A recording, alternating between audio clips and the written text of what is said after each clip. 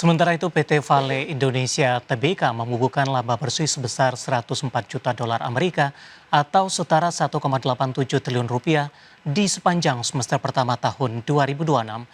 Capaian laba bersih yang melonjak 4 kali lipat ini ditopang kenaikan harga nikel global serta perbaikan operasional tambang.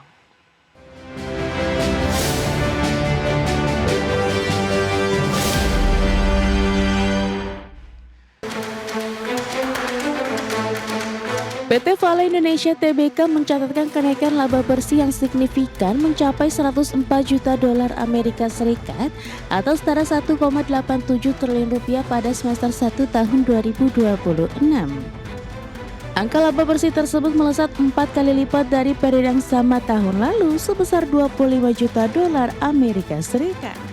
Pendapatan emiten berkode saham Inco ini tercatat meningkat 28% menjadi 543 juta dolar Amerika Serikat dari sebelumnya 423 juta dolar Amerika Serikat. Kenaikan kinerja keuangan didorong oleh penguatan harga realisasi nikel matte yang naik 21% menjadi 14.491 dolar Amerika Serikat per ton. Sementara itu EBITDA perseran melonjak 113% menjadi 196 juta dolar Amerika Serikat. Dari sisi operasional, produksi nikel matte perseroan pada semester 1 2026 tercatat sebesar 29.773 ton. Meskipun produksi semesteran turun dari tahun lalu, volume produksi pada kuartal kedua 2026 berhasil tumbuh 19% menjadi 16.153 ton. Pemulihan operasional ini terjadi setelah rampungnya proyek pembangunan kembali Tandon Listrik 3. Selain nikel matte, Persero mencatat lonjakan penjualan biji nikel saprolit sebesar 1,96 juta WMT di blok Bahodopi serta 1,35 juta WMT di blok Pomalan. Presiden Direktur dan CEO PT Vale Indonesia Bernardus Irmanto menegaskan perseroan terus mempercepat proyek hilirisasi ekosistem baterai kendaraan listrik. Langkah ini ditandai dengan kedatangan fasilitas utama autoclave untuk proyek HPAL Sambalagi di Morowali. Persero merealisasikan belanja modal sebesar 116 juta dolar Amerika Serikat untuk mendukung proyek strategis serta menjaga keandalan fasilitas tambang. Komitmen ini diharapkan mampu memperkuat rantai pasok global bahan baku baterai terintegrasi di Indonesia. Berbagi sumber, IDEX Channel.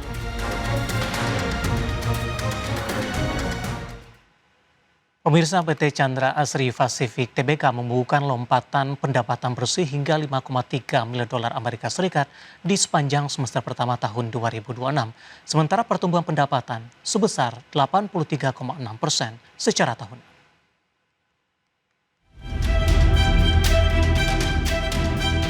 PT Chandra Asri Pacific Tbk mencatatkan lonjakan pendapatan bersih sebesar 83,6% menjadi 5,3 miliar dolar Amerika Serikat pada semester 1 tahun 2026. Capaian ini disokong oleh akuisisi strategis Aster Chemical and Energy serta jaringan SPBU ESO. Sementara itu laba bersih perseroan tercatat sebesar 371,2 juta dolar Amerika Serikat dan EBITDA mencapai 802,6 juta dolar Amerika Serikat. Penormalan laba bersih secara tahunan dipicu oleh tingginya basis keuntungan Bargain Purchase Gain pada periode semester 1 tahun lalu. Pada segmen energi, Persero melanjutkan transisi operasional jaringan SPBU ESO serta fasilitas cold storage unit di Pulau Bukom. Fasilitas energi tersebut diproyeksikan memberikan tambahan EBITDA sebesar 20 juta dolar Amerika Serikat per bulan mulai kuartal 4 tahun 2026. Sementara pada segmen kimia, pembangunan pabrik klor-alkali ethylene dichloride telah mencapai progres 72% dan siap beroperasi pada tahun 2027. Persero juga menetapkan keputusan investasi final untuk proyek ekspansi ekspor C2 sebesar 80 juta dolar Amerika Serikat guna memperkuat pasokan regional. Pada segmen infrastruktur, anak usaha TPIA PT Chandra Daya Investasi Tbk memperluas kapabilitas logistik melalui kolaborasi strategis di Krakatau International Port. Pembangunan fasilitas tangki bitumen telah mencapai 75% didukung sandar perdana kapal armada Selain itu, perseroan juga memperkuat struktur permodalan melalui penerbitan obligasi berkelanjutan 5 senilai 6 triliun rupiah yang mencatatkan oversubscription. Manajemen optimistis integrasi ekosistem energi kimia dan infrastruktur akan menciptakan nilai bisnis jangka panjang secara berkelanjutan. Berbagai sumber, IDEX Channel.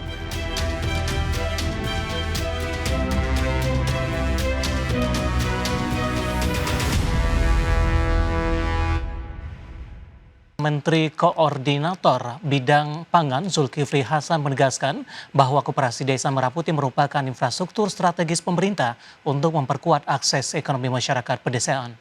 Kopdes Merah Putih ini dirancang untuk mempermudah warga dalam menjangkau pusat logistik, layanan keuangan hingga akses pasar. Zulhas yang juga menjabat sebagai Ketua Satgas Pembentukan Kopdes Merah Putih menyatakan bahwa setelah pembangunan 30.000 unit koperasi selesai tahun ini, lembaga tersebut harus berperan sebagai pembeli siaga.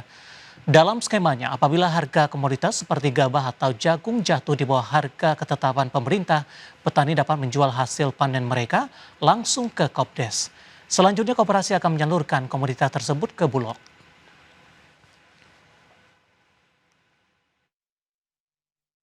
Saudara-saudara, sebagaimana selalu kami jelaskan bahwa koperasi ini bukan supermarket. Karena di benaknya teman-teman dulu itu koperasi itu supermarket. Jadi sekali lagi koperasi ini adalah infrastruktur pemerintah untuk nanti menyalurkan barang-barang subsidi ya dan barang-barang bantuan pemerintah. Dia sebagai infrastruktur. Misalnya nanti Pak Mentan saya minta nanti menyampaikan misalnya soal beras dan lain-lain. Kedua juga bisa berfungsi sebagai off-taker, ya, off-taker terutama produk-produk pertanian yang menjadi prioritas pemerintah seperti beras. Menteri Pertanian Andi Amran Sulaiman menegaskan komitmennya untuk Kementerian Pertanian dalam memperkuat kerjasama dengan Badan Gizi Nasional dalam mendukung program makanan bergizi gratis. Kolaborasi tersebut diharapkan mampu meningkatkan penyerapan hasil pertanian sekaligus mendorong kesejahteraan bagi para petani di berbagai daerah.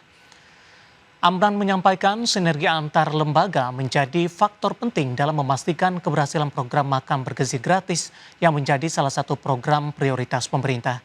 Amran menambahkan bahwa kerjasama antara Kementan dan BGN akan menjadi fondasi penting dalam menjamin ketersediaan pasokan pangan bagi program makan bergizi gratis. Sementara di sisi lain, program tersebut juga diyakini dapat membuka pasar yang lebih luas bagi hasil panen petani di berbagai daerah. Kami doakan, kami support seluruh pegawai kementerian, kami minta agar tetap mensupport beliau karena MBG adalah off-taker dari komoditas pertanian yang diproduksi oleh petani 160 juta orang. Jadi kami satu sisi kehilangan pasti, tidak rela pasti, tetapi demi negara, demi program prioritas Bapak Presiden kita ikhlaskan. Semoga MBG bisa jauh lebih baik daripada sebelumnya dan kami sangat yakin akan lebih baik.